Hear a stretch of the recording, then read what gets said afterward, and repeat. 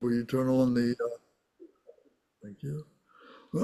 So thank you all for coming. Thanks the people on YouTube for joining us. Um, so we're continuing with chapter 26, the chapter that talks about the teaching, the turning of the wheel of Dharma. So by what authority does the thus gone one speak?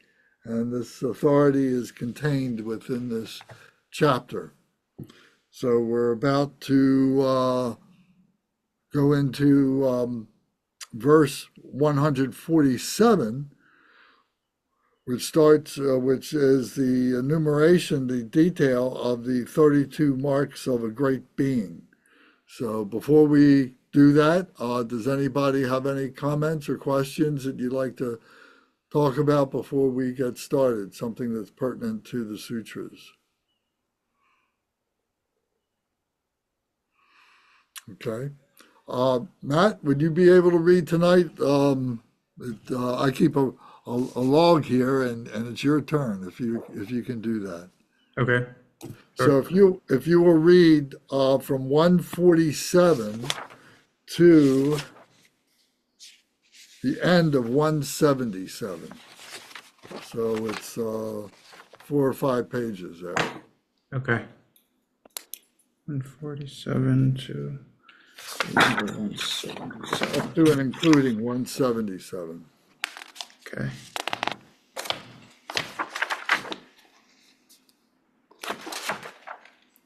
Got it. Do you want me to start with that now? Sure, when you're ready, yes. Okay.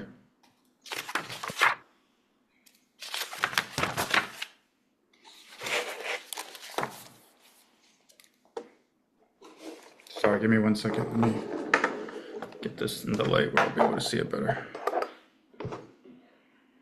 Okay.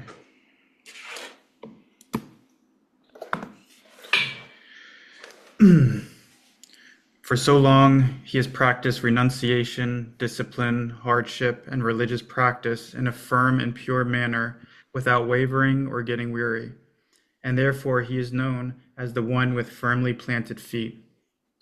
For so long, parents, monks, priests, spiritual teachers, worthy people, and religious people have been protected and defended by him, and those who have taken refuge with him are never abandoned. So therefore he is said to have the soles of his feet marked with various swastikas, auspicious symbols, and thousand-spoked wheels. For so long he has abandoned killing, and therefore he is the one with broad heels. For so long he has inspired others to abandon killing living beings, so he is the one with long fingers. For so long he has explained the benefits of desisting from killing, so he is called the protector of many people. For so long he has exerted himself in preparing his own hands and his own body by rubbing them with ghee and sesame oil, and then using his hands for bathing and anointing the bodies of parents, monks, priests, spiritual teachers, and worthy people as part of his devoted service to them, so he is the one with soft and smooth hands and feet. For a long time, with the net of the four means of attracting disciples, generosity, kind talk, meaningful actions, and practicing what one preaches, he has skillfully trained the multitudes of beings, so he is the one with the webbed fingers and toes. For so long he has been acquiring increasingly superior roots of virtue, so he is the one with arched feet. For so long he has circumambulated parents, monks, priests, spiritual teachers, worthy people, and memorials with relics of the thus gone ones, respectfully listened to the Dharma, painted images, had his hair stand on end, and caused the same rapture in others by teaching the Dharma, so he is the one who has the hair on his head curling to the right. For so long, with great skill, he has paid respect and listened to the Dharma, understood it, memorized it, recited it, caused others to understand it, ascertained the meaning and the words, and with a mind of humility offered refuge to beings faced with old age, sickness, and death, and respectfully explained the Dharma to them, so he is the one with shanks like an antelope. For so long he has steadfastly applied himself to praising the religious life of monks, priests, and other religious practitioners, and giving them all the necessary supplies. He has given clothing to the naked and never approached another man's woman. He has explained the virtues of spiritual practice and preserved his self-dignity, and therefore he is the one who has his private parts well sheathed. For so long the loving actions of his body, speech, and mind have been directed toward not harming living beings, by means of guarding his arms and legs. Therefore he is the one with long hands. For so long he has known the right measure in eating, and has only eaten a little in a restricted manner. He has given medicine to those weakened by the travails of self-control, never despised the poor or the base, never oppressed those who are without protector, repaired the broken memorials of the thus gone ones, built memorials, and removed fear from those plagued by anxiety. Therefore he is the one with proportions of a perfect circle, like the Nagrota tree. For so long he has served parents, priests, monks, spiritual teachers, and worthy ones by washing them, anointing them, and massaging them with oils. When it was cold, he has caused hot water in the sun, and when it was hot, he has used cool water in the shade, offering them comforts depending on the season of the year. He has given them beds and seats covered with soft and pleasant cloth, and to the memorials of the thus gone ones he has offered fragrant oils, banners of delicate cloth, flags, and threads of silk. Therefore he is the one with smooth and fine skin.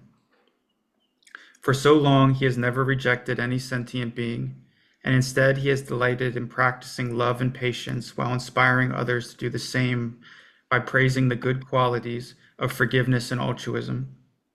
To the memorials of the thus gone ones and the statues of the thus gone ones, he has offered golden ornaments, golden flowers, gold dust, and silken banners in the golden color. He has also offered ornaments, golden vessels, and golden-colored garments. Therefore he is the one with skin like gold. For so long he has attended scholars and clarified what is virtuous and what is not. He has inquired about what is objectionable and what is not, what is to be practiced and what is not, which dharmas are bad, which mediocre, and which sublime. He has examined the meaning, evaluated it, and gained full certainty. He has cleaned away the insects, spider webs, faded flowers, various weeds, and sand from the memorials of the thus gone ones. Therefore he is the one with untangled hair. For so long he has showed respect to parents, leaders, elders, holy people, monks, priests, beggars, destitute beings, and many others who have come to him, satisfying their wishes by providing them with food, drinks, bedding, medicine, clothes, homes, lamps, and all the manufactured necessities of life, plus wells and lotus ponds filled with cool water. Therefore he is the one with the 7 protuberances. For so long he has showed respect to parents, monks, priests, spiritual teachers, and worthy ones, addressing them while bowing or prostrating, and protecting them from danger. He has never shown disrespect to the weak, and never forsaken those seeking refuge. He has never abandoned his firm resolve. For this reason he is known as the one with a torso like a lion.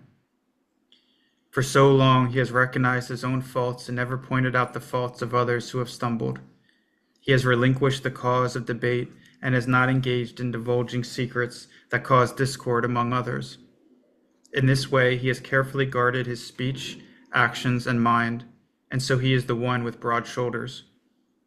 For so long he has showed respect to parents, monks, priests, spiritual teachers, and worthy ones by rising for them, welcoming them, and addressing them honestly. Because he is an expert in the entire commentarial literature, he has been able to restrain beings in their desire to argue, and instead has promoted his own Dharma precepts in a tactful way.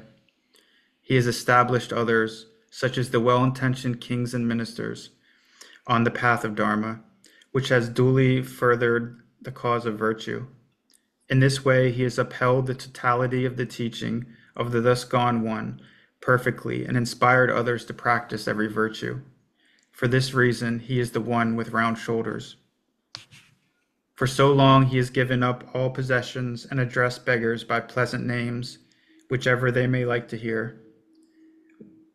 Whenever they have approached, he has never felt contempt for them, disappointed them, or turned away from them.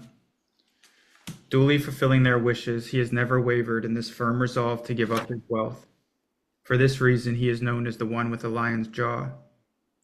For so long, he has totally given up divisive talk and has not accepted advice that might lead to dispute, shining with the complete harmony of concord. He has criticized divisive talk and praised the qualities of getting along in complete harmony. Therefore, he is called the one with 40 even teeth. For so long, he has abandoned evil ways and adopted the virtue of goodness. He has avoided bad actions and their maturation, and praised good actions and their maturation. He has made offerings of white cloth and food mixed with milk, and he has painted the memorials of the thus gone ones with whitewash mixed with milk, while offering them various white flowers and garlands of sumana, varisiki, and dhanuskari flowers. Therefore, he is the one with pure white teeth. For so long he has given up laughing at and mocking others. Instead, he has made everyone happy, guarded his words, and spoken in a way that has made others happy. Never looking for shortcomings and mistakes in others, he has been striving to make everyone get along. He has never wavered in his firm resolve to teach the same Dharma to everyone. Therefore, he is the one with teeth without gap. For so long, he has never harmed nor hurt anyone. Instead, he has nursed those stricken by disease and given medicine to the sick. He is never tired of giving all kinds of elixirs to those who needed them. Therefore, he is called the possessor of the universal elixir of elixirs. For so long, he has never lied or spoken harsh words, nor has he been rude or dishonest or sought to humiliate others, nor has he been unpleasant or attacked others' weak points. Instead, he has practiced love and compassion and applied himself to making others feel happy and fulfilled. With sympathetic joy, he has spoken words that cause happiness, loving, pleasant, and soft words that have touched others, satisfied them, and refreshed their senses. In this way, he has applied himself to proper talk, and therefore he is the one with the voice of Brahma.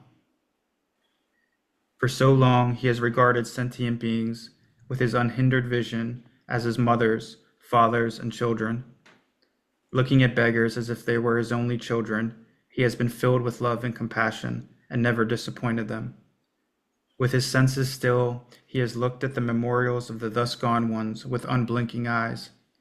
He has made a firm resolve to inspire other beings to meet the thus gone one, and therefore he is the one with deep blue eyes. For so long he has given up unintelligent and lowly attitudes, and instead has applied himself perfectly to the lofty and vast. He has inspired beings with the feeling of delight for the Dharma. He has never frowned at others, but always showing a smiling face. He has sought the presence of all spiritual teachers, and, being so predisposed, he has transformed himself into a collection of everything auspicious. Therefore, he is said to have eyelashes like a cow. For so long he has given up all faults of speech.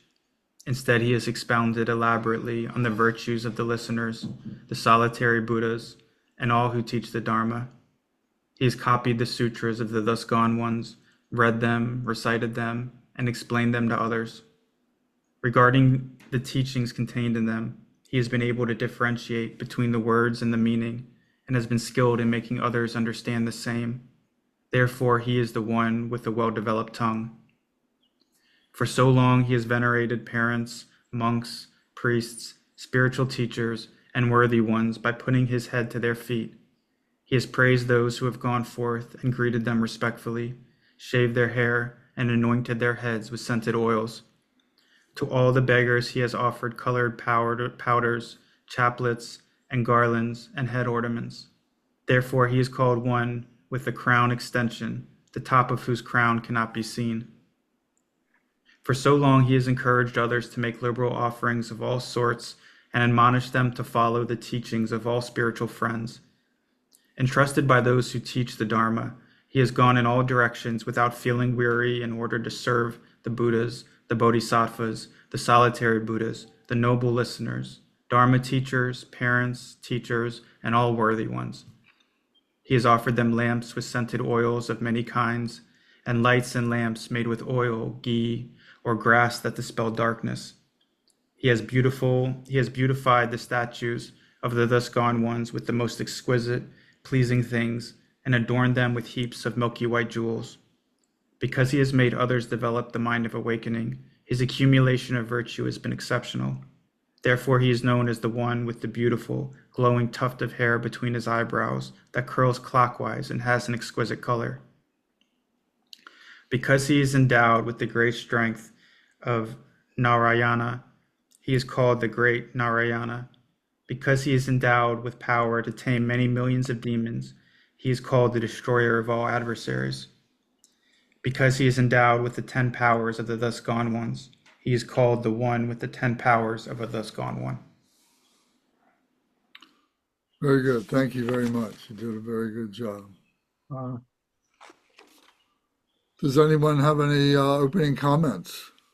Yeah, I was just wondering, since we started here, who's the speaker of this passage, since it's referring to the Buddha in the third person? I believe it's the Buddha himself, the thus gone one.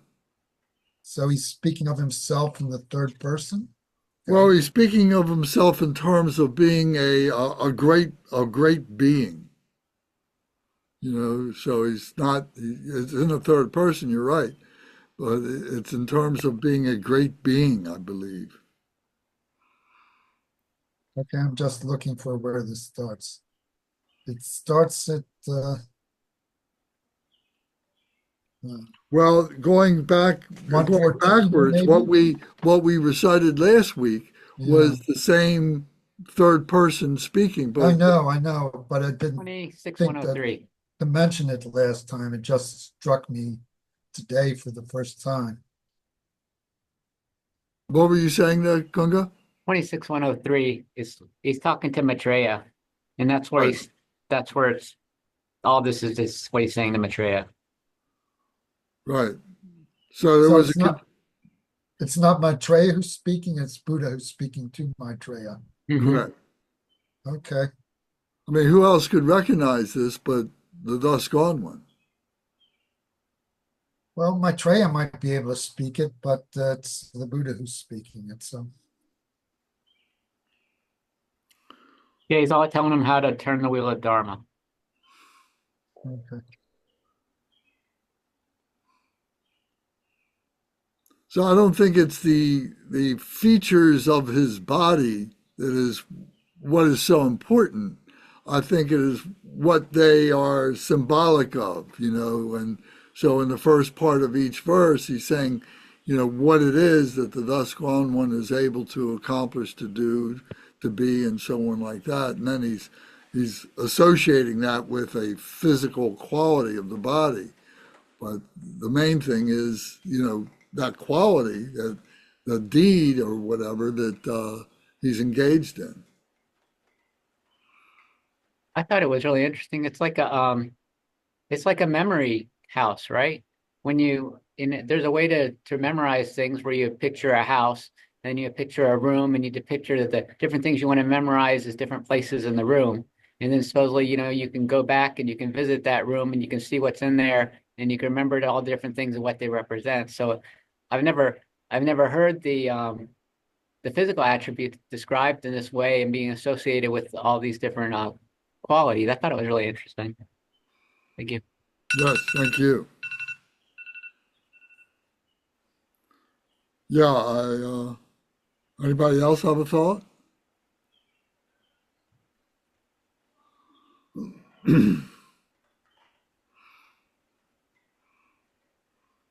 In the jewel ornament of liberation, they have these listed, these qualities, but the physical qualities, not the associations for what they mean. You know, this is the first time I've seen it expressed in this way. Yeah, I believe it's elsewhere in scripture too. I don't think this is the only place where the 32 marks are explained in terms of the merit that generated them. the other thing in this section is we don't just get the 32 marks, we also get some of the titles that the Buddha has. So for instance, well, in various places here, it just gives the You mean like the one with broad heels or the one with long fingers? no, it sometimes it gives just he did this and therefore he is known as, right? Oh, I see. Let's say in 176, because he is endowed with the great strength of Narayana, he is called the great Narayana. Because he is endowed with the power to tame many millions of demons, he is called the destroyer of adversaries. So those, strictly speaking, aren't 32 marks. They're just the titles that are given to the Buddha. But so they're mixed in with the 32 marks. Well, in questioning, your own progress on the path, do you find that, these listings to be useful to say, oh, yes, well, I need to do that. I didn't do that. Or, yes, I do that, or something like that. Because we all have that potential within ourselves. And it's not a matter of like flipping a switch and all of a sudden we have these things, these qualities. We have many of these qualities, the potentials within ourselves, and already we are living these things. So, have you made an association? Can you see that yourself is being reflected here in this section?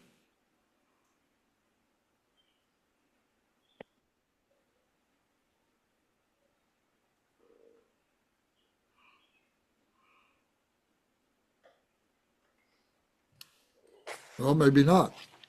I So, I know someone who did.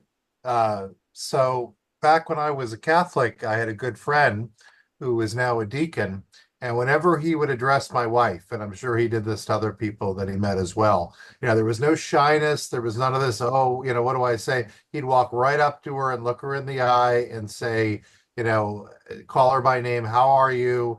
A very spiritual person. And I'm reminded in reading the Sutra uh, a few times, respect to parents, monks, priests, spiritual teachers, and worthy ones. And so I'm reminded of that, of how my friend would behave around others. I see. Respect and concern at the same time, and no shyness. Just knew exactly what he was doing.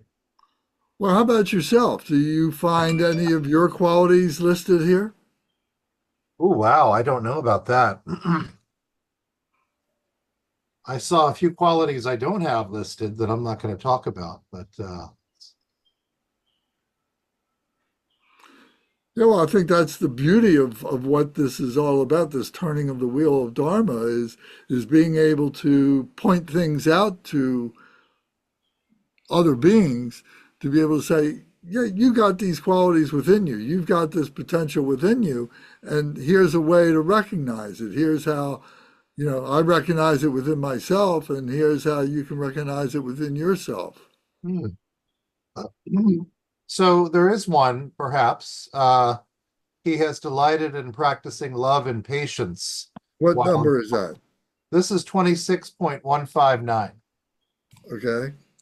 And yeah, for so long he has never rejected any sentient being, and instead he is delighted in practicing love and patience while inspiring others to do the same by praising the good qualities of forgiveness and altruism. So what I'll say to that, since he asked if any of these applied to me, other than when I'm behind the wheel of a car, which is something I need to work on, I I was talking to my daughter the other day, one of my daughters, and she said to me, Dad, you were really jaded about 10 years ago or 15 years ago. And I thought that if you were smart, that meant, because Dad, you're smart, that meant that you were kind of jaded and cynical and had a very dim view. And I said to her, and she said, but now you seem real happy and you don't seem that way anymore. And you've taught me that I can be positive and not jaded and be smart at the same time. And I'm saying, well, I'm sorry for my bad example 10 years ago. I'm glad that you're getting a better example from me now. And so we talked a little bit about, this is Elizabeth, so she's familiar with Buddhism, and we just talked about a few things that had turned around in terms of gratitude and lack of ego and that sort of thing. I don't want to go too much into it, but I think that I try to be more of like the comforter with my family. My job is to maintain hope. My job is to not be in a bad mood, to say, if I'm giving off negative energy or anxiety or just being irritable, then everyone's going to pick up on that. So my job is to be the one that brings everybody up instead of down. So yeah, at least in the context of my family, I find that. I find that at work too, but I get paid to do that. So that's important too, I suppose. Well, that's really great. And Elizabeth is very sharp, isn't she? Yeah, she is. Yeah, well read. She's very aware. She's quite evolved herself, and Yeah, I imagine that's why she has a proclivity to enjoy the Dharma. yeah. I I think so too. Definitely. Does she practice anything in terms of does she go to church or does she read any kind of scripture, Buddhist or Catholic or anything like that? I don't know how often she meditates. I know that one thing she said to me is she wants to go on Buddhist retreats, but she doesn't want to do it online. She wants to go in person. So certainly, I mean, her spiritual sense, I would say, is certainly Buddhist. Very good. Yeah, she has a mandala in her room that I gave her that I think I got from you, Lance, in the mail. So Very good. Well, maybe Lama Jersam's coming in the summertime. Maybe you guys will be able to come up and join us for that. I sure would like to. Yes, Yeah. thank you, She'd be most welcome as you would be. thank you. Anybody else have any thoughts about, how these qualities, relate to you? How does this help you to recognize what might be dormant within yourself, or things that you've been doing, and you see this here, and you say, "Well, I'm closer to it than I thought I might have been." Conga? So the one part, 26.151, for a long time with the net of the four means of attracting disciples, generosity, kind talk, meaningful action, and practicing what one preaches, he has skillfully trained the multitudes of beings, so he is the one with the webbed fingers and toes. That the four means of attracting disciples, I've noticed that in our glossary. I feel like it's been a couple of months, and I'm just always very interested in that. I've always really strived to enact those qualities with the students from the temple that I work with. And so generosity, kind talk, meaningful action, and practicing what one preaches, I think those are really, really important. And that's been something that I've kind of strived to embody for a while. Thank you. That's great. Yes. The generosity, how we share things with other people, and the kind talk, melodious voice. The way I learned these years ago was the generosity, spending time, effort and so on with people, sharing that with them. Kind talk was melodious voice, being able to talk in a way that everybody can understand. And meaningful actions was implementing the teachings. Not just listening to the teachings, but actually implementing them in your life. And the last one, practicing what one preaches, is to live your life as a practice. I learned it as that, to live your life as a practice, not just when you're sitting on the cushion, once a day or once a week, whenever it is that you practice, but every day, every opportunity you're practicing. So yes, and those things combined are what turns people on, that they see the behavior, the proper behavior and everything, and they want to emulate that. Yeah, that's really good. Thank you.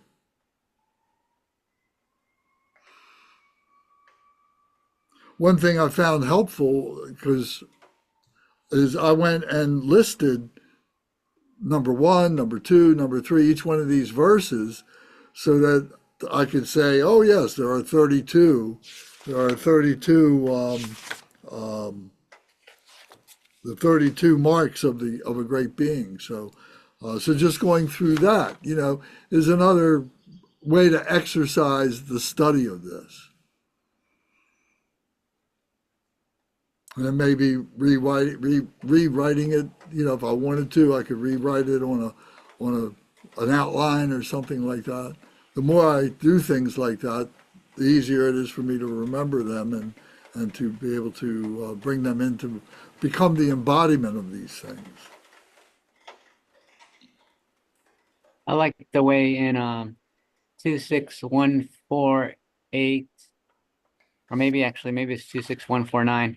26149 and 261, he talks about killing. He talks about abandoning killing, talks about inspiring others to abandon killing, talks about the benefits of desist from killing. I thought that was really interesting. He reinforced that particular precept 3 times in the reading. Yeah, thank you.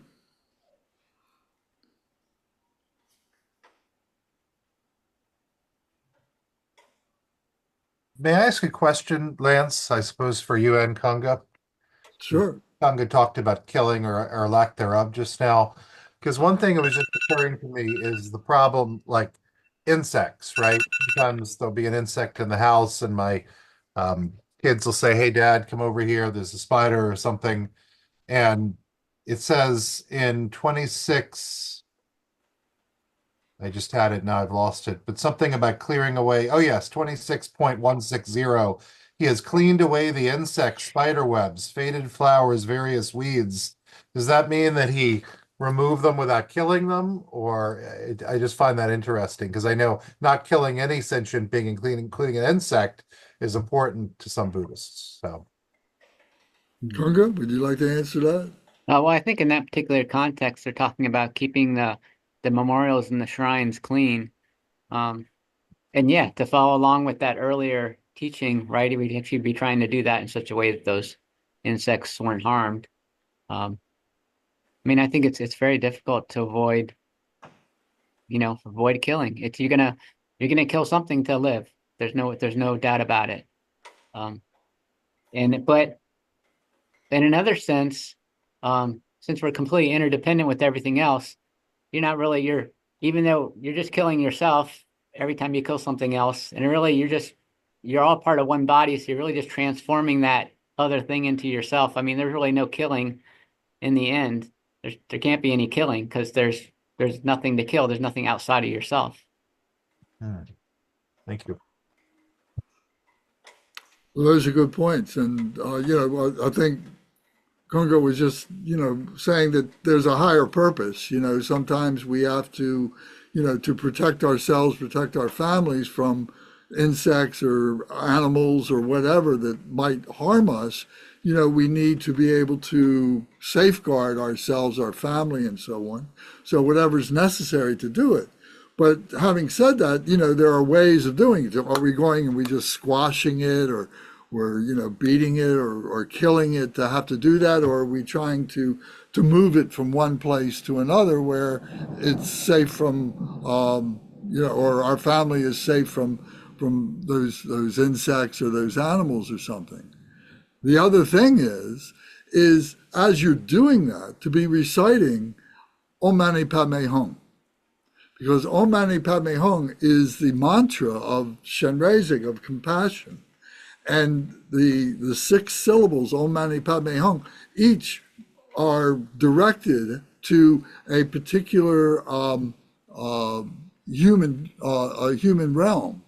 And so you're liberating that being, in order to, and then taking on whatever karma there is, like Kunga was saying, it's like, it is part of us, and we're taking on that karma and doing it out of grace, doing it out of liberation for these other animals and insects and so on. So being mindful of that.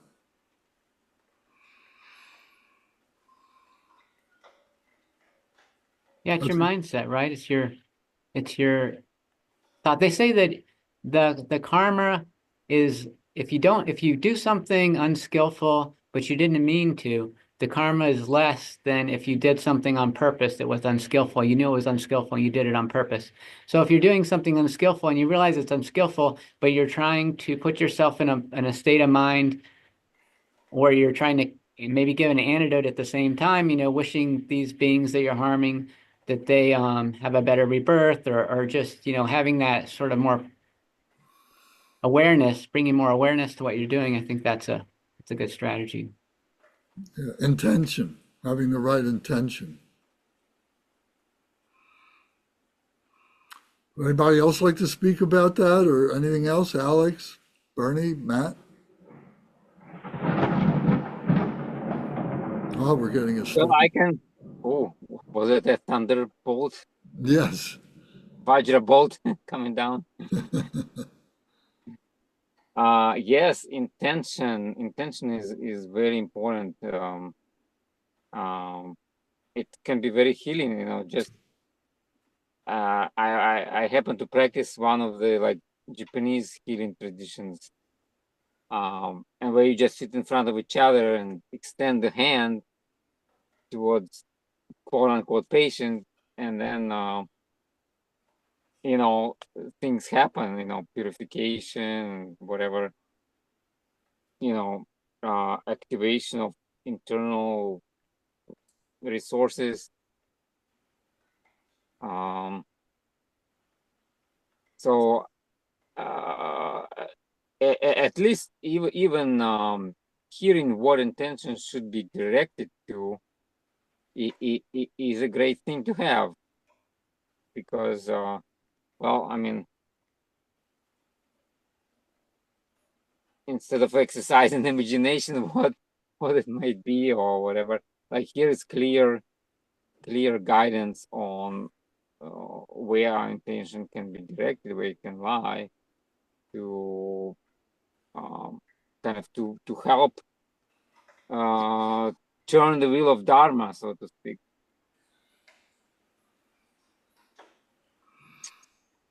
Yes, And thank you. it was interesting to point it about the webbed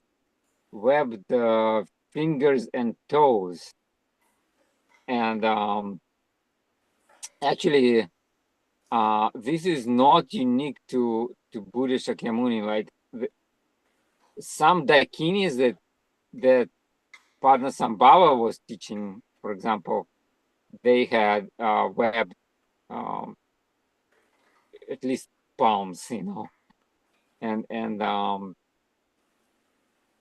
I don't know what may mean like physically, but it probably suggests that the person was like so sort of like soft, like had so much humility and so much adaptability to serve other beings. So even his skin become super soft with all these webbings on him. But yeah. Very good. Yes, thank you. It makes you wonder how literal this is. Did these physical, attributes come after he attained enlightenment, or was he born with these? Yeah. Or in my estimation, it doesn't matter a whole lot. It's the qualities are the important thing. Yeah, same as like big toes or big heels. What was it? If for those who like abstain from killing or something. So that's like, yeah, that could be already a quality from past life that translated into attributes of physical body. Yeah. could be. I think the stories that I've always heard is when he was a baby, they had the holy man come to the palace to identify, to prophesize his future, and he identified the 32 signs at that point. That they were identified right away. They were evident at birth. I mean, that's been my always understanding, and the artwork seems to indicate that too. Especially there's some images of him as a baby taking his steps and things, and seemingly like I think what in the play in full, I mean, he has those attributes already. They talk about those before he even comes to Earth, maybe. Okay.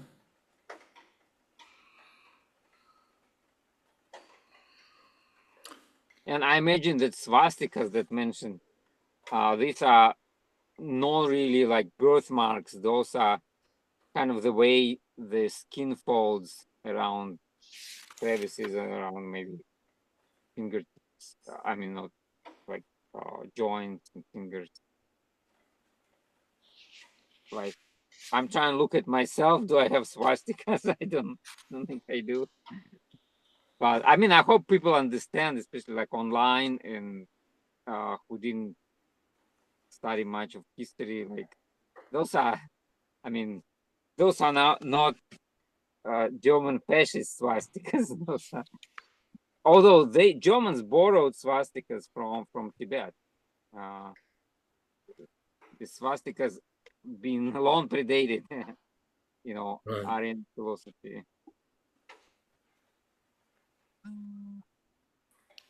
Go ahead. Well, does anybody else have anything you'd like to say about this group? And if not, we'll move on to the next one. Okay. All Well, I right. like that one about the untangled hair that Brendan brought up. 226.160. For so long he has attended scholars and clarified what is virtuous and what is not, inquired about what is objectionable and what is not, practice what is to be practiced and what is not, which dharmas are bad, which are mediocre, and which are sublime, examine the meaning and evaluate it and gain full certainty. So I like that idea, it seems to fit nice with the untangled hair. It's like it's all been clarified, it's been straightened, it's been, it's very clear what's right and what's wrong. I thought that was a good connection with the untangled hair. It's a complicated dharma, but he's straightened it out and he's separated each thing and told you what's right and what's wrong. Yeah, that's a very good observation. Yes.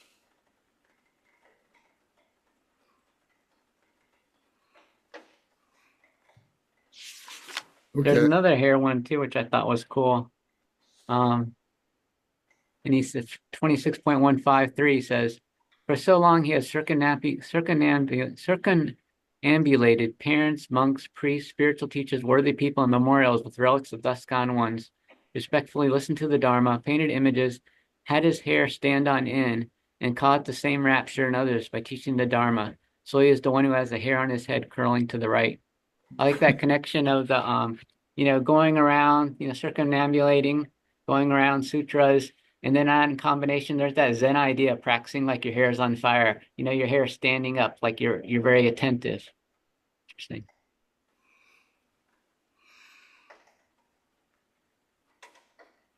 Very good.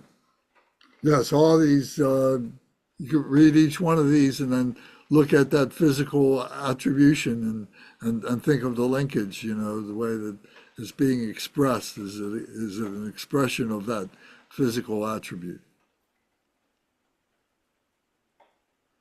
The one with the 7 protuberances, 161. And I tried to look that up, but I couldn't find a printed reference. The 7 protuberances. I only know the one. Maybe it's the nose, maybe it's the phallus, maybe it's the fingers. I don't know. Does anyone have a clue what the protuberances might be? Well, there's one on top of his head. What the other 6 are, I don't know. Of course, maybe Google knows. I don't know.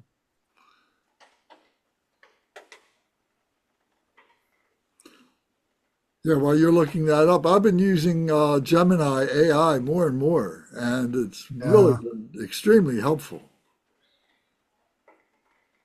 Yes, Bert. Sometimes. 7 Buddha postures, 7 branches. No. No. 832 marks and 880 exemplifications. Okay. Okay. Here we go. Protuberances. You found something? Maybe.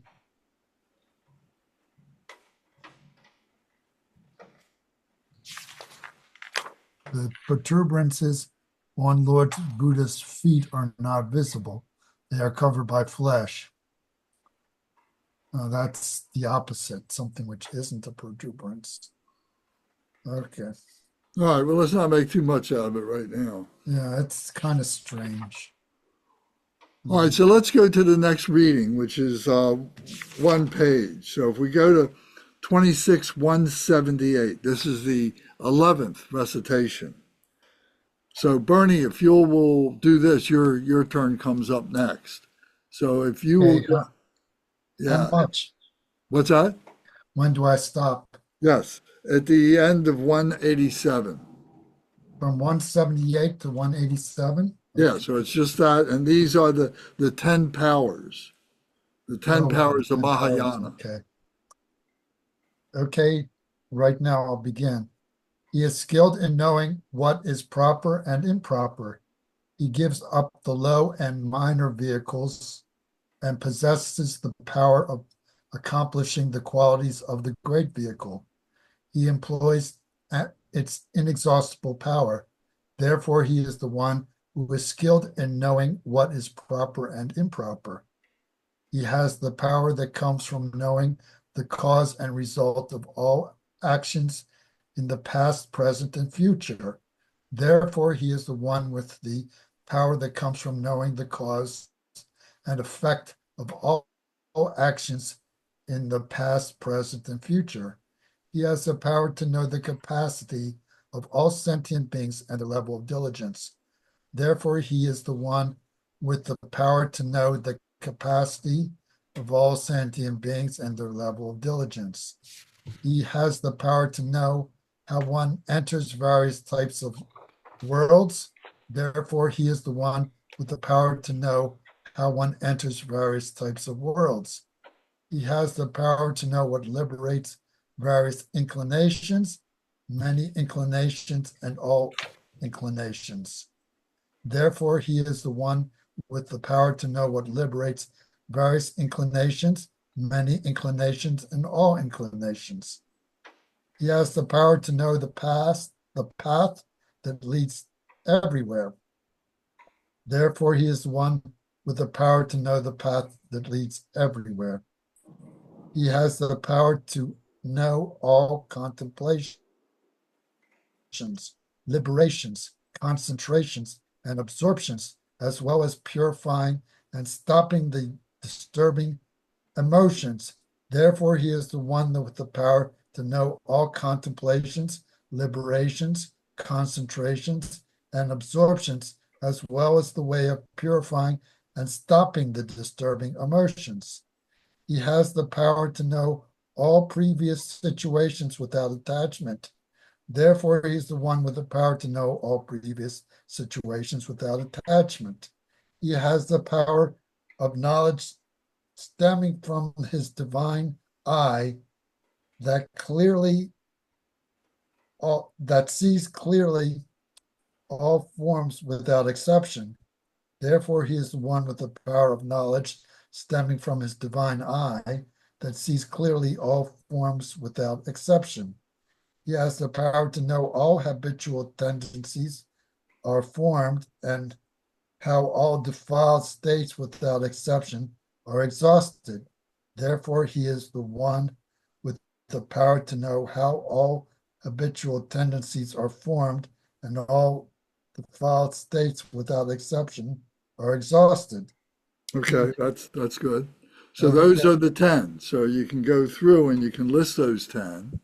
And then if you refer to the glossary to G662, there it's listed again in the glossary.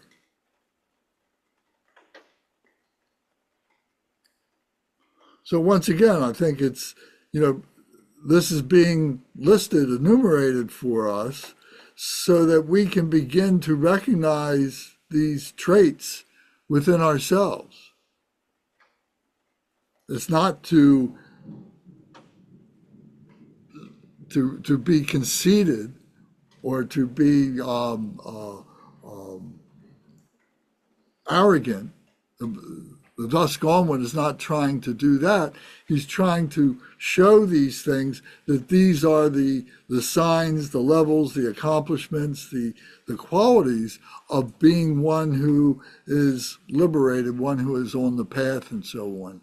And like I said before, I don't think it's like a switch that gets thrown. It is something that gradually we begin to do these things better and better, and that they become more and more stable. But that we engage in these things as we are on the path. It's not something that happens as a result of being on the path. It's something that gets purified. All the obstacles, all the blockages are removed so that what's left is this pure nature, these pure attributes and so on, these pure qualities. So, anybody, what do you think about that? Bernie, what do you think about that? Well, yeah, the funny thing about this passage is a lot of them is just kind of just repeating the name of the power, and therefore he has this power. So it's kind of frustrating to me to read this particular section. There's very few places where he actually elaborates what the power is, but usually it's not too obscure from the name, but if you know something about Buddhism at least. So, but I'm thinking, what's the point? What's the point? He is skilled in what is proper and improper. Therefore, he's the one who knows, who is skilled in knowing what is proper and improper. So there's a bit of explanation, but it's kind of redundant to me. A lot of this stuff is in this particular section. Well, I think in some of the prior sutra that we've read before, the 10 powers are enumerated and given more detail at least once or twice in some of the other teachings that we talked about. So, if you've been paying attention, if you've been making any notes or anything like that, you might want to go back and refer to that. It would be good if there was an index in this so that we could just look up 10 powers and see all the places that it's identified in the entire sutra. But we don't have that benefit, but that wouldn't stop us from creating our own index. That would be a study. This is, I think, a method to be able to stabilize your awareness, your awakeness of what it is to be Buddha, to recognize your true nature. So I think all those things are good practices to be able to do. A practice doesn't have to be just sitting on the cushion, closing your eyes and chanting Om Mani Padme Hum. A practice can be doing these kinds of studies and going through these scriptures and purifying our understanding of what they mean. I think that's practice.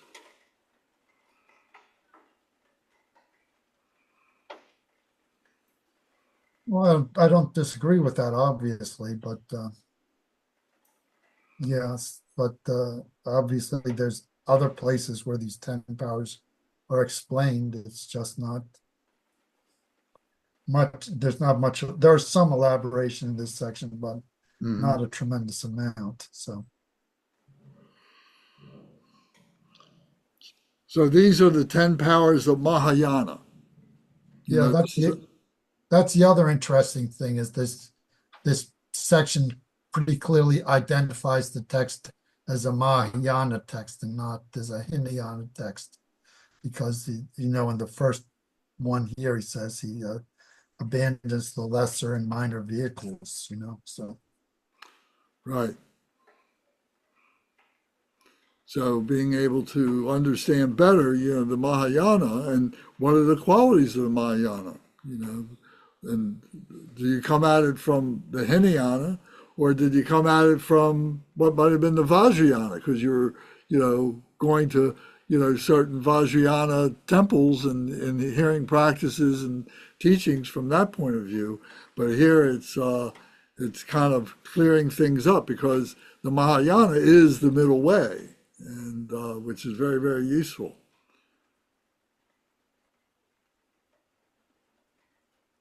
Anybody else have any comments or questions? All of these things are not to be just read once. These are things to go over time and time and time again. And so,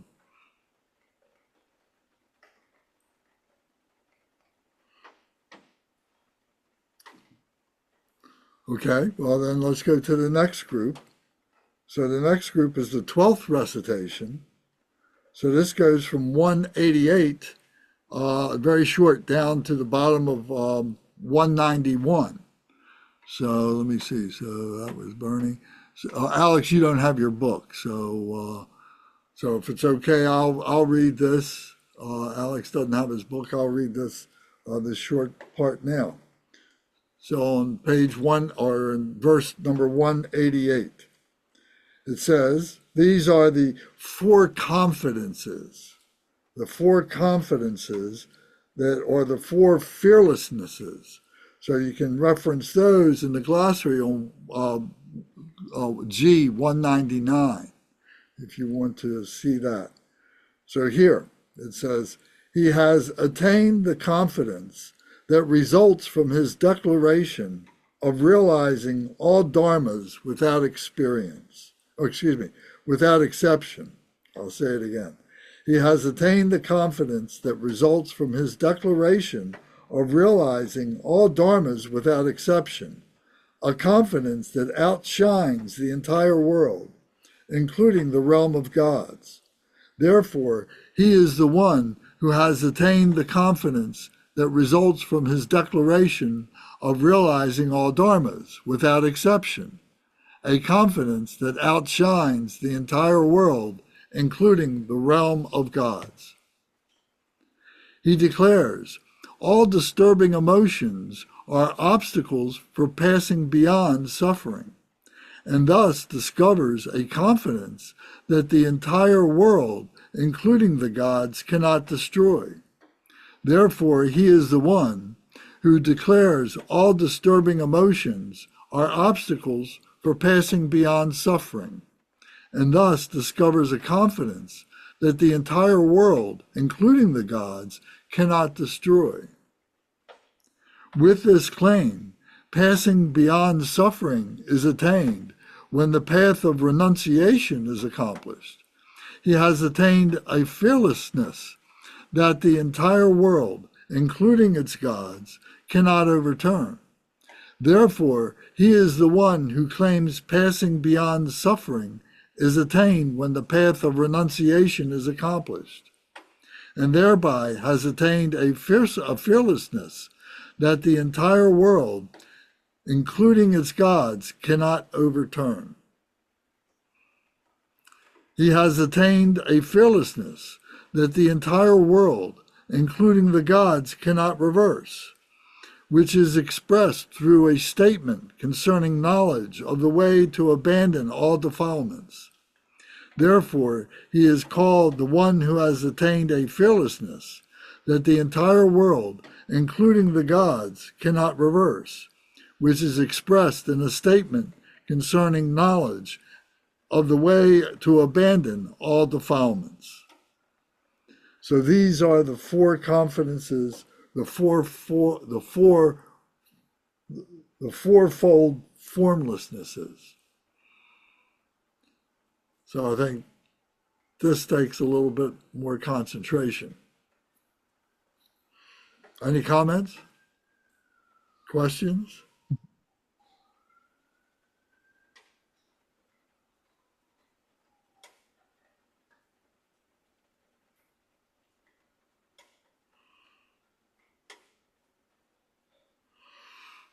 Okay, so if we can go to 188, the first statement, he says, he has attained the confidence that results of his declaration of realizing all dharmas without exception.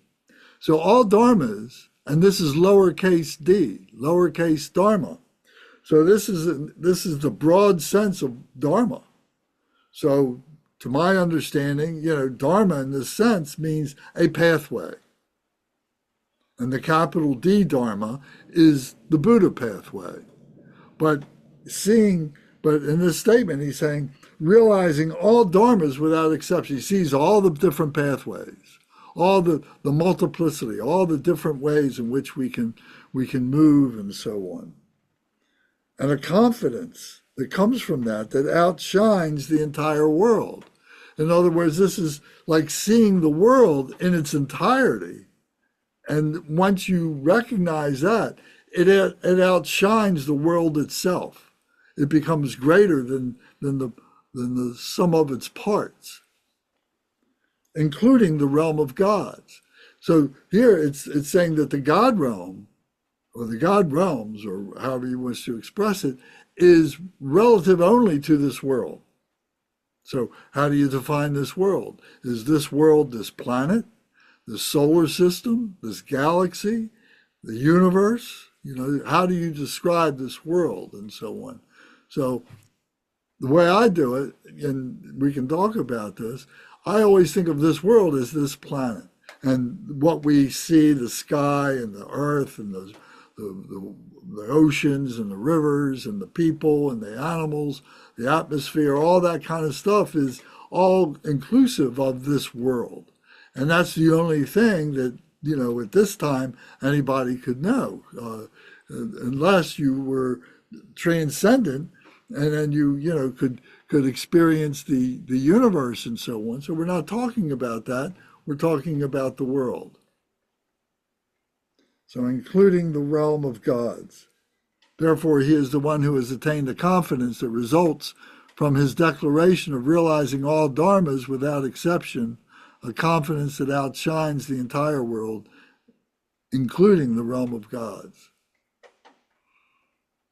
So what do you think of that? Gunga, what do you think of that?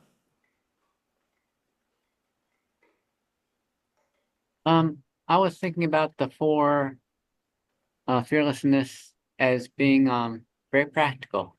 The first one is, when I think about realizing all dharmas, I think about realizing all the different mental concepts and ideas that are part of my conscious life. And then the next one, he identifies, the parts of that dharma that are obstacles, disturbing emotions are obstacles. And then the next one, he says, passing beyond suffering is with the path of renunciation. So it's like this idea of there's this sense of what you can renounce, basically renouncing these disturbing emotions. Maybe you're renouncing the things that cause the disturbing emotions. And then that last one, passing beyond suffering. We'll see. And the last one is way to abandon all defilements. And it's this more specific, what to do. So it's like, first we're identifying what the problem is. The problem is, our thoughts and feelings and our mental concepts. And it's most specifically the disturbing emotions that are creating obstacles. Then, renunciation is the way to work beyond these emotions, by renouncing whatever is causing these disturbing emotions. And then this last part, further instructions about abandoning defilements. So maybe the abandoning defilements are things that lead to what you need to renounce. So you renounce things that you're already doing, but then you're abandoning defilements so you won't have similar problems going forward in the future. Thank you. Oh, very good. Thank you. So if you beat this against the definition in the glossary for the the fourfold formlessnesses, it says the first one is being awakened. The second one is ceasing all illusions. The third one is taught to recognize the obstacles to awakening. And the last one is shown the way to liberation. Yeah, seems to fit. I mean, these seem to be more just like those are the titles, and these are like the how to. Like this is more specific. Like, the way to, if you start with the last one, the way to liberation, abandon all defilements. That's the way to liberation. So the name confidence, I mean, does that instill confidence that on this pathway one will achieve awakening, one will achieve um, ceasing illusions, one will achieve recognizing the obstacles to awakening, and one will achieve the way to liberation. The confidence of that you can do that with all this. Is Yeah, that I what? agree. You have to be confident in the path. I mean, if you're not really, don't really believe in the process, you're not going to have any benefits. You're just not going to maintain the energy. You're not confident that it's going to work. I don't think.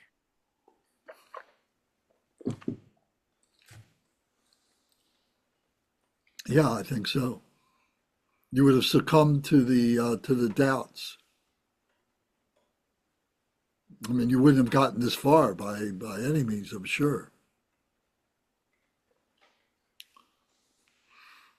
So, Matt, I'm going to ask you because what do you think of this? This confidence idea? Here being saying, well, with these confidence, you have this confidence, and pointing out what the confidence gives you permission, gives you, the incentive to want to dig deeper, to be able to develop the stability, the realization of these. What do you think about that? Sorry. With your question specifically, are you talking about like confidence in the teachings like Kungo was referring to, or just Yeah, like, what does it mean to you? I mean, does it make sense to you? Do you, does that is that encouraging to you? What do you think of that? Is it yeah, I mean, I think the confidence in the teachings, and I like that way of putting it. It's a good, I like that way of looking at faith almost as something like the confidence in the teachings. I think is and the confidence in the teacher. I think is really, I just completely agree with what Kungo was saying. Like just absolutely vital to really pursue it, especially in a culture where it's not something that's kind of mainstream already in the culture. There's not like a lot of cultural supports for this kind of practice as there might be with other things.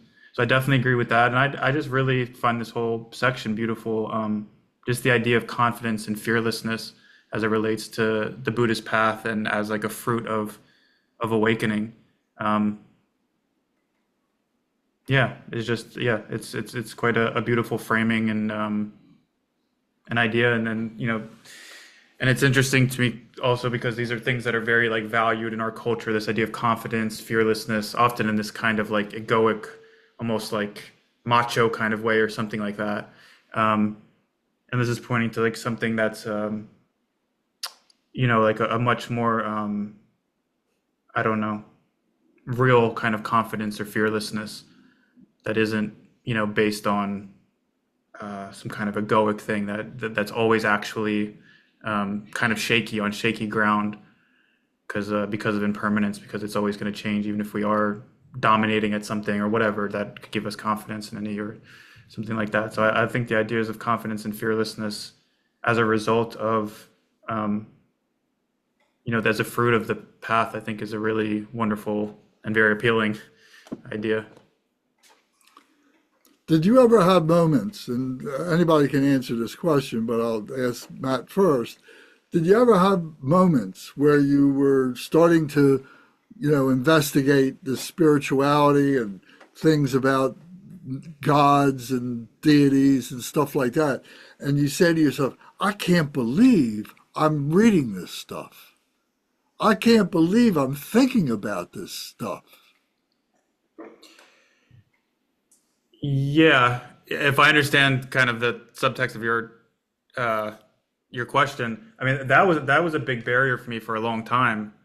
Were things like that my kind of Western, very scientifically geared kind of mind, education system and everything was geared towards. So there were certain things like that, or even the ideas of rebirth that were a big barrier for me for a long time, but that I've kind of relaxed uh, in the recent years to my great benefit of relaxing my I don't know, rigidity around certain views and how tightly I hold on to things, or and uh, and also the kind of arrogance that I know what's, my intellect is going to know exactly what's right anyway. But yeah.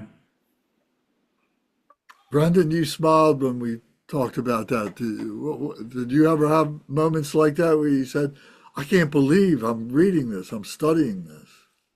I still do. Yeah. Dakas, Dakinis, Nagimis, gods, titans. Yeah, it's a lot. I mean, I left one metaphysical belief system that I no longer believed in, and now, but then a fair question is, well, what are you doing here, Brendan? Like, why are you even, if you feel that way? And I think there's a lot of reasons I'm here. Because this is the only belief system, call it a religion, call it a philosophy, or both, that's created for the purpose of alleviating human suffering. There's no other belief system I'm aware of that is, I mean, that may be an ancillary point of it, of another belief system, but none that are doing what the Buddha set out to do. And I'm reading a book right now by a guy named Daniel Pinchbeck. He's a very interesting author. I'd recommend him to everybody viewing tonight. And his book is about shamanism. And as we know, in Tibet, there's a shamanistic element in the Bon tradition and that sort of thing. And it has to do with certain hallucinatory drugs that people take as part of these shamanistic experiences. And look, I've never taken anything like that. I'm not here to tell you you should or shouldn't take it. But what I will say is that some of the revelations and some of what he's learned through this exploration is so powerful and so amazing that, who knows, right? I can't see an atom, I can't see a neutron, but that doesn't mean they don't exist. Who's to say that some of these spiritual entities that we read about are not real as well, or is what Lance one time said about a deity practice. The Green Tara, for example, Green Tara is as real as you are, as real as I am. And so I'm with Matthew. I think that he and I probably see this quite similarly. That's a lot to unpack, Lance. Aren't you glad you asked? No, that's great. No, that's wonderful. I think that's terrific. So was somebody going to say something else?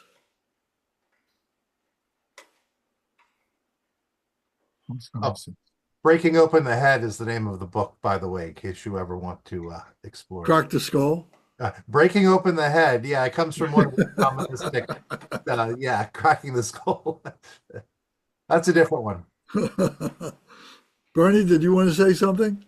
I was going to say something, but listening to everybody else, I seem to have forgotten it. No, I really don't have any kind of feeling that when I read the scriptures that it's something alien to me or something that it's hard for me to accept, if that's what you're asking.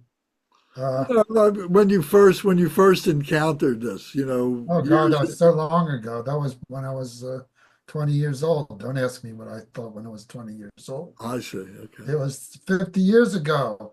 I Yeah. hardly, well, I remember some of the stuff, but I mean, it took me a while to get used to the Mahayana Buddhism, to accept the Mahayana Buddhism. First, of course, I was more interested in meditation than the scriptures, but I got interested in the philosophy. And once I could see that the philosophy made sense, the scriptures sort of came along for the ride. I just think, well, this is just the way that the philosophy was taught during the lifetime of the Buddha, or even just put into the mouth of the Buddha to teach the philosophy. So no, I didn't. Took me a while to accept some stuff, that's for sure, but that was a long, long time ago. I've been a true believer for a long time, for better or worse. Yeah, well, I remember, I think the book that fundamentally, gave me that experience of I can't believe I'm reading this was How to Know God. That And is Hinduism, right? That's uh, Christopher Isherwood wrote that book, I think. Deepak Chopra. Oh, Deepak Chopra. Okay. Yeah. I think there's another book by the same title by Christopher Isherwood or something very Well, similar. maybe So yeah, but okay. as I'm reading it, I'm saying, "Wow, I just can't believe I'm reading this." And I would have to take a deep breath every now and again and say, "Am I going crazy?" Yeah, well, I've read so much crazy stuff over my lifetime. What seems crazy to other people seems sane to me. So I mean, But I began to develop a confidence, well, well, that's what I want to say. It's really important to have confidence in your own ability to practice.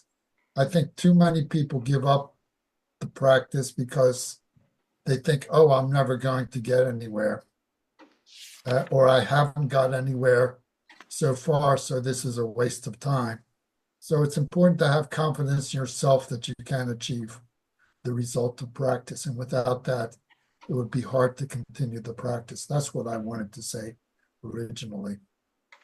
So with that confidence, you can develop and recognize the 10 powers within yourself. You can begin to recognize the way in which the 32 marks of the enlightened one Well, or the yeah, it's Buddha manifests and so on well, like that. that's a stand, that's a standpoint of Mahayana Buddhism is that we all, or at least the third turning of the wheel, we are all originally Buddhism. We just really need to recognize it. Do you think that there was in the history of mankind, I mean, this is an enormous question, but in the history of mankind, was there a shift? Was there a crossroads in which, we went down this path of degeneration as opposed to maintaining a path of spiritual awakeness? Well, that's an interesting question. What has happened to the spiritual awareness of mankind over the years? Now, the standard answer of Buddhism is that we're in a period of decline, so people are getting less and less religious. So it gets harder and harder to realize the teachings. And if you look around the world, that's easy to imagine. Something that Edward Conza, the guy who translated the Perfection of Wisdom scriptures into English, said, "The modern world is one vast conspiracy against the spiritual life." And he was complaining. He was living in a house near an airport, and whenever the jets went over his house, it disturbed his meditation. And the radios playing of his neighbors and all that. He was complaining about having a hard time. But what's happened really is that as machines have gotten more and more powerful, we are depending more on machines and less on our own innate inherent abilities. If you think back to the Neolithic, we had very little. We had to develop our abilities in order to survive. Now we have so many machines and tools that can help us. We don't have to do so much interior development. Even something as simple as pulling a bow and arrow is not that easy. It's a skill that you have to learn over years and years. And now, and it requires a lot of patience and it requires uh, a lot of inner strength to be able to do something as simple as pulling a bow and arrow. And it's that way with so many things in life. So little in life these days requires any kind of inner development to master because we can just get by without it. And I just think back to when I started meditation, when there was no cell phones. Now you go into a meditation retreat and you have to give up your cell phone.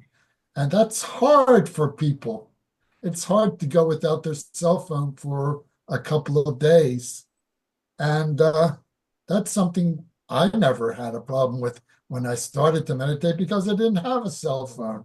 That's another way now we're dependent on stimulation for equipment outside of ourselves. So every year, the ability to develop our own inner qualities just gets harder and harder, I think.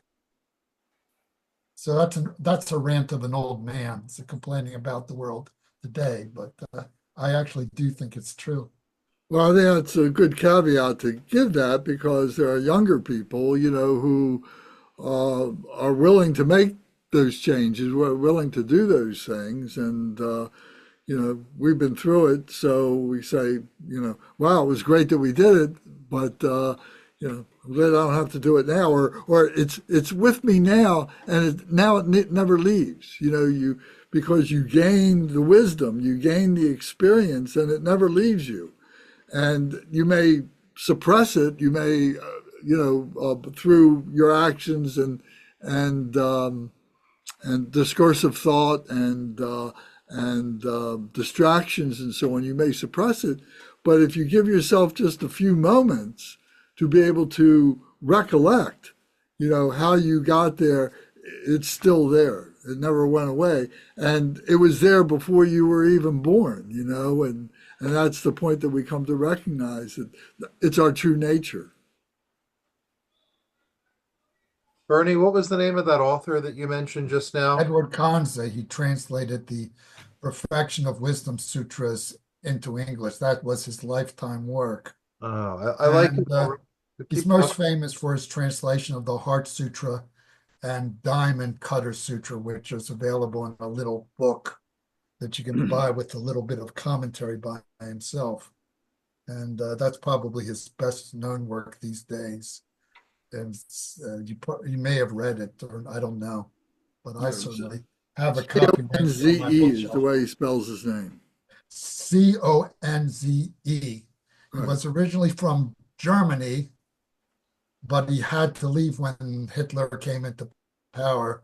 So he moved to England, and he lived in England most of his life, but he did spend some time as a professor here in the United States. So he had an interesting life. But yeah, but let's not go into it all right here. But he actually was a very bad-tempered guy. You imagine Buddhists as being very calm and peaceful. He was anything but. But he actually was a very brilliant man to be able to do those translations.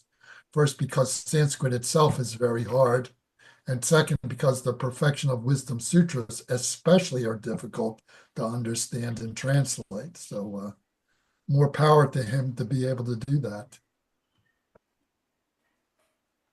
Bernie, I live about just a few miles south of Dulles Airport, and so I feel that guy's pain with the air traffic noise. That resonated with me. Thank you.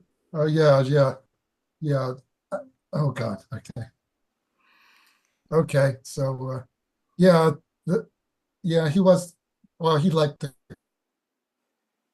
complain, but of course, I live in a very noisy spot. I had to get up and close my windows a little bit early because all the noise outside from the rain and the traffic. So yeah, it's nice, but that's why I meditate early in the morning when there's less noise around.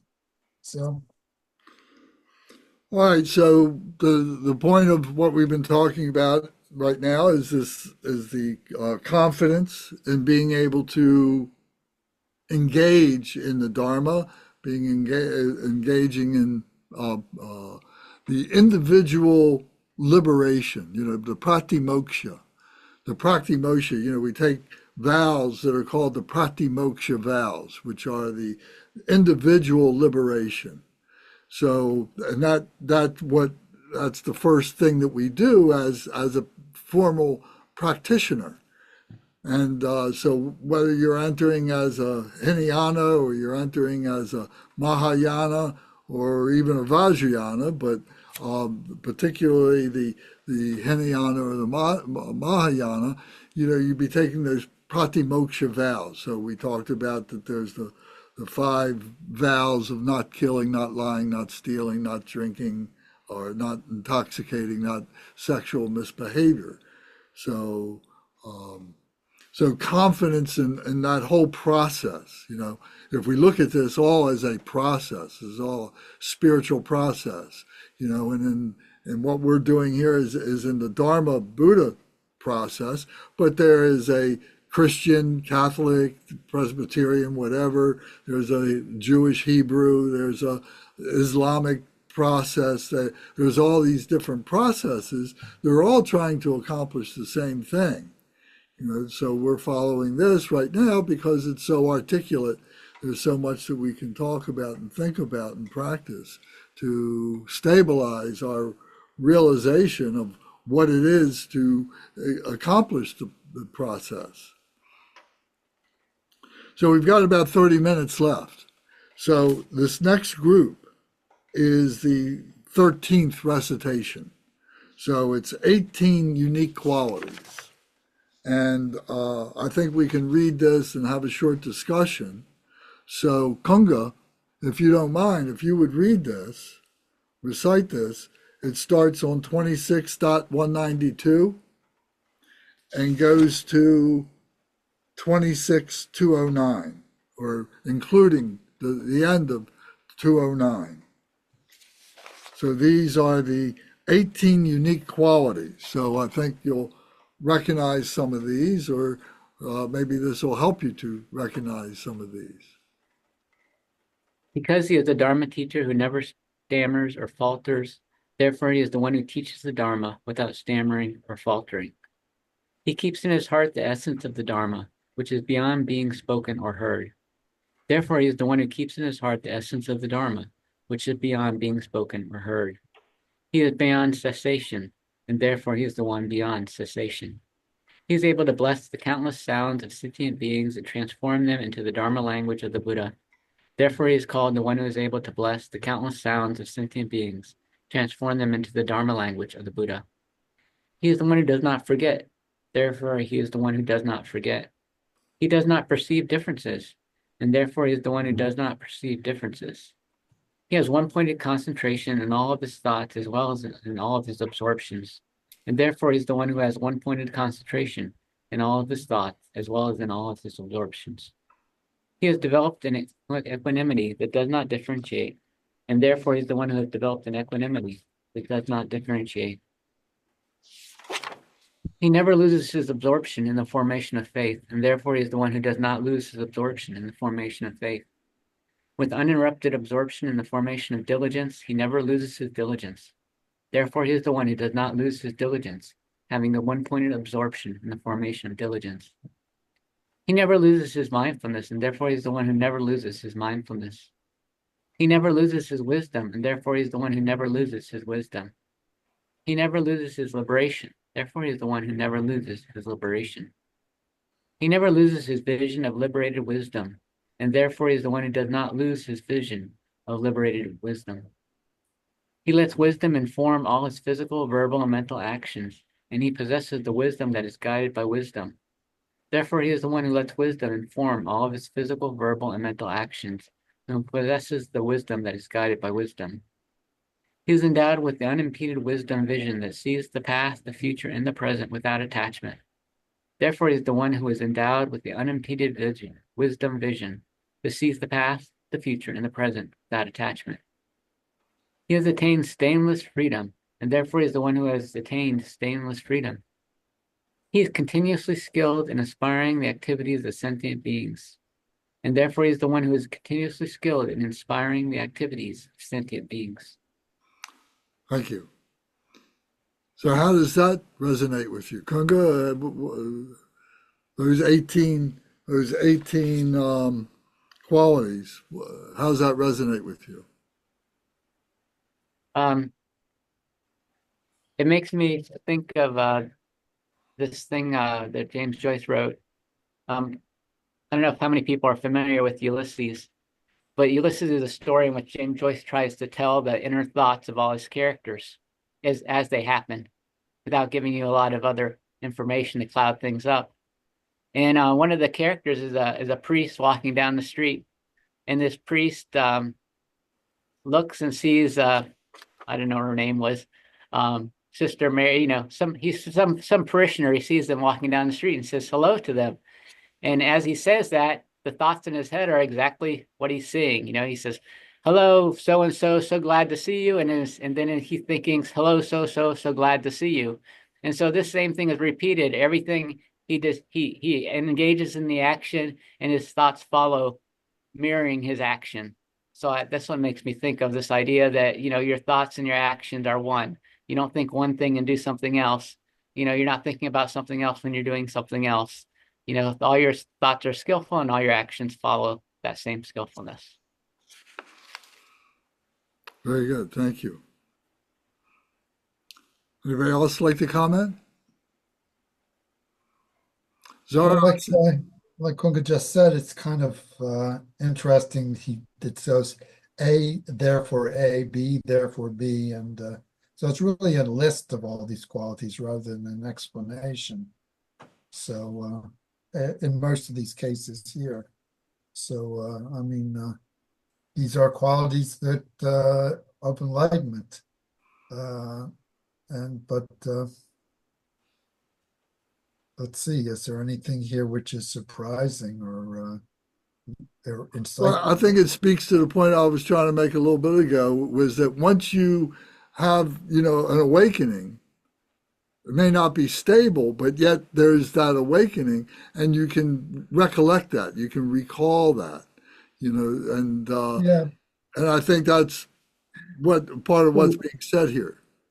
yeah, but recollecting the qualities of enlightenment and actually living the qualities of enlightenment are really two very different Well, things. that's true. But nevertheless, we still recollect on the path to becoming stable with those things. Yeah, it's the best you can do actually. Right, And, at least you have some insight into what they right. are. Like I said, it's not, completely like flipping a switch. Yeah. It's a No, yeah. gradual path. No, definitely. This is what Kempo Carter said. That when people develop good qualities through their meditation, it kind of wavers. It goes on and off for a while before it becomes stable. So it takes a while and a lot of patience to develop that stability. And so, yeah, that's quite true. So I want to recognize that Zara joined us. And Zara, have you been able to follow a little bit? And do you have any comments?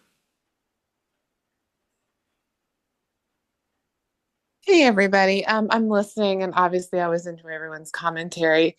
I don't have anything specific to say relative to the specific sutras. I'm just enjoying the commentary. I You had brought up a little few minutes ago about the blessing of coming across the Dharma, and I definitely feel excited when I'm just reading the scriptures. So you mentioned that about 10 or 15 minutes ago. Thank you. Well, thank you.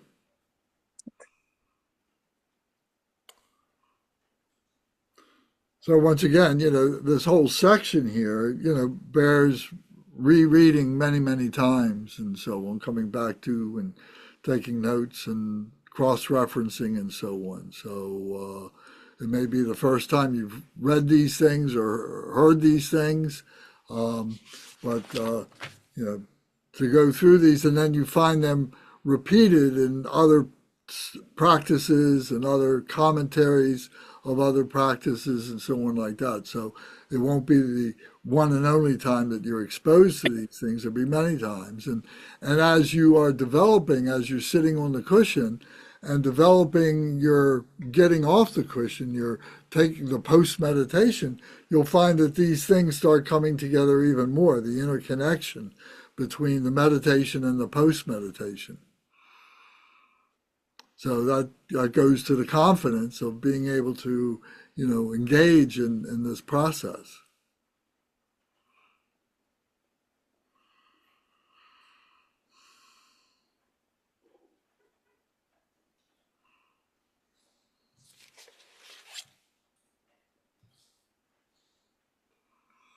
Okay. Alec, you have any comments you'd like to make?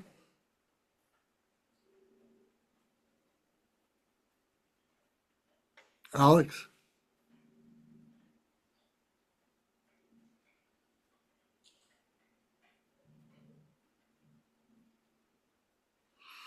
Okay.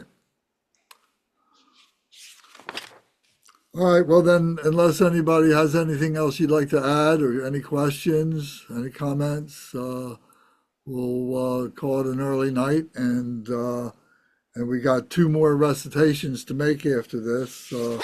And so we should definitely be able to finish that up next week.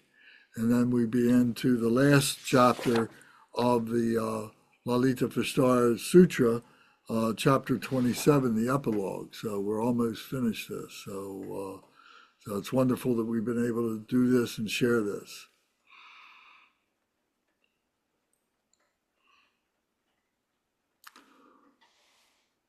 All right. Well, then, unless there's anything anybody wants to add, then we'll do our dedication. So I'll recite the lineage dedication, the Kagyu lineage dedication prayer on pages 33, 34, and 35. Dorje Chang, Talopa, Naropa, Marpa, Milarepa, Dharma Lurgampopa, Pagmadrupa, and Lord Drikung. Please bestow upon us the most auspicious blessings of all the Kagyu Lamas. By this virtue may I achieve omniscience. By defeating all enemies, confusion, may all who travel on the waves of birth, old age, sickness, and death cross the ocean of samsara. Bodhicitta, the excellent and precious mind, where it is unborn, may it arise. Where it is born, may it not decline, but ever increase higher and higher. I pray that the Lama may have good health. I pray that the Lama may have long life. I pray that your Dharma activities spread far and wide. I pray that I may not be separated from you. As Manjushri, the warrior, realized the ultimate state, and as did Samantabhadra, I will follow in their path and fully dedicate all the merit for all sentient beings. By the blessing of the Buddha who attained the three kayas, by the blessing of the truth of the unchanging Dharma as such, by the blessing of the indivisible Sangha order, may the merit I share bear fruit.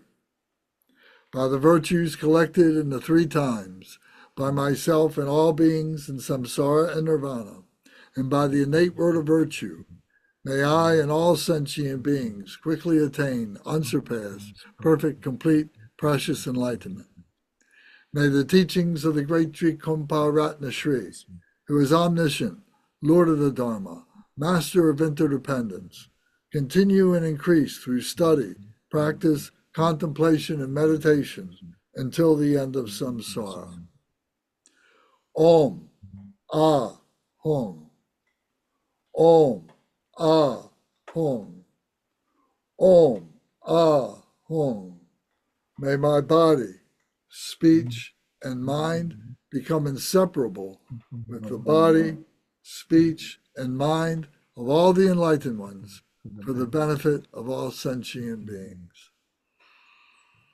Thank you all very much.